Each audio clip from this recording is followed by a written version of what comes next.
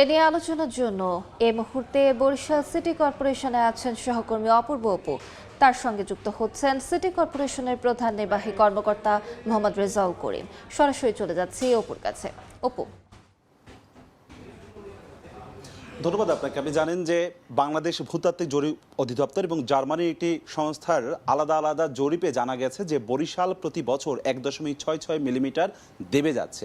আমরা বিস্তারিত আলোচনা করতে চাই কি করছে বরিশালের যারা দায়িত্বরত রয়েছে প্রশাসনিকভাবে। বরিশাল সিটি কর্পোরেশন প্রধান নির্বাহী কর্মকর্তা, জানতেই চাচ্ছি যে তথ্যটি আপনাদের মাধ্যমে আমরা জেনেছি, আপনারা কি করছেন, এর সমাধানের পথ কি?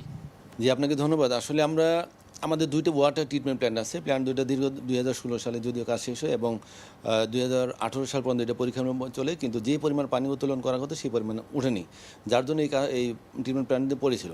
আমাদের বরিশাল সিটি কর্পোরেশন টোটাল আমাদের পানির চাহিদা 7,20,00,000 লিটার। এর ভিতরে 4 কোটি লিটার আমরা যারা আমাদের শহরে যারা বসবাস করে তারা নিজেদের ডিপ টিউবওয়েলের মাধ্যমে পানি উত্তোলন করে, বাকি 3,20,00,000 লিটার পানি আমরা সিটি কর্পোরেশন থেকে সাপ্লাই দিই। সঙ্গে বলতে চাই যে ডিপ টিউবওয়েল তো আপনারা দিয়েছেন মাত্র 7,000 এখানে অনুমোদিত, এর বাইরে তো প্রায় 4 গুণ ডিপ টিউবওয়েল রয়েছে, সেগুলো তদারকি কারা করবে? যে এটা আমাদের পানি বিভাগ আছে, তারাই তদারকি করবে এবং তাদেরকে তারা যদি তদারকি করেই থাকে তাহলে অবৈধভাবে ডিপ টিউবওয়েলগুলো বসলো কিভাবে বরিশালে? যে আপনার কাছে যে তথ্যটা আমি জানার পরে আমি আমার যে পানি বিভাগ আছে তাদের সাথে আমি কথা বলেছি এবং তাদেরকে আমি আমার তথ্য না, মানে এটাও জরিপে চলে এসেছে। ঠিক আছে, বুঝতে পারছি। যাক, যেভাবেই হোক আমি তথ্যটা জানতে পেরেছি আর কি। যেহেতু জানতে পারলাম আমি পানির বিভাগ আছে, তারা অলরেডি মাঠে নেমে যাবে এবং তারা যখন কাজ করবে তখন যারা অবৈধভাবে আছে তারা সেগুলো অবশ্যই আমরা এগুলো তুলে ফেলবো এবং যেটা বৈধভাবে আছে যদি তারা লাগিয়ে থাকে আমাদের সিটি কর্পোরেশনের যে বিধিমালা আছে সেই অনুযায়ী আমরা তাদের অনুযায়ী বিধিমূলক ব্যবস্থা নেব। এখন আপনারা বুঝতে পারছেন যে সারা বিশ্বে যেহেতু যুদ্ধবিগ্রহ চলছে, সেই হিসাবে আমাদের সারা বিশ্বে যে উত্তর মেরু দক্ষিণ মেরু যে বরফগুলো পানিতে নেমে যাচ্ছে এবং একই সাথে বরিশাল শহরটা মাটি অর্থাৎ নিচের দিকে দেবে যাচ্ছে, দুই মিলে 50-60 বছর পরে দেখা গেলো বরিশাল শহরে একদম বসবাসের অনুভূতি হয়ে যেতে পারে। সেই হিসেবে আমরা প্রথমে প্রাথমিক পর্যায়ে আমরা শুরু করছি যে আমরা যে 3,20,00,000 লিটার আমরা পানি সাপ্লাই দিই, সেই পানিটাও কিন্তু আমরা আন্ডারগ্রাউন্ড থেকে বের করি। অর্থাৎ প্রতিদিন 7,20,00,000 লিটার পানি নিচ থেকে তোলার জন্য শহরের পানির যে অবস্থা আছে, মানে আন্ডারগ্রাউন্ডের অবস্থা খুবই খারাপ, এটা ফাঁকা হয়ে যায়, যার জন্য পানিটা শহরটা মাটিটা নিচের দিকে দেবে যায়।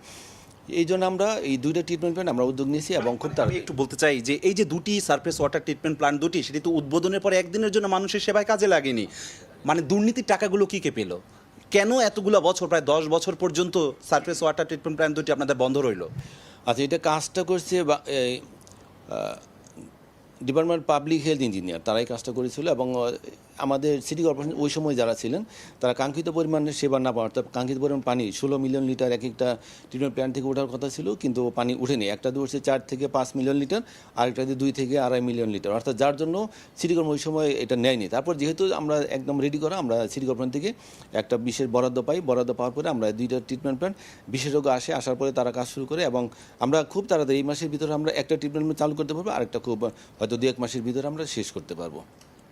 ধন্যবাদ আমাদের সাথে যুক্ত হয়ে বেশ কিছু তথ্য দিলেন যে এই সমস্যার সমাধান যে খুব দ্রুত সময় হবে এমন কোনো আশার বাড়ি নেই কারো কাছেই, তবে সমস্যার সমাধানের উদ্যোগী হয়েছে বরিশাল সিটি কর্পোরেশন। আপাতত আমার কাছে বরিশাল থেকে এতটুকুই খবর ছিল।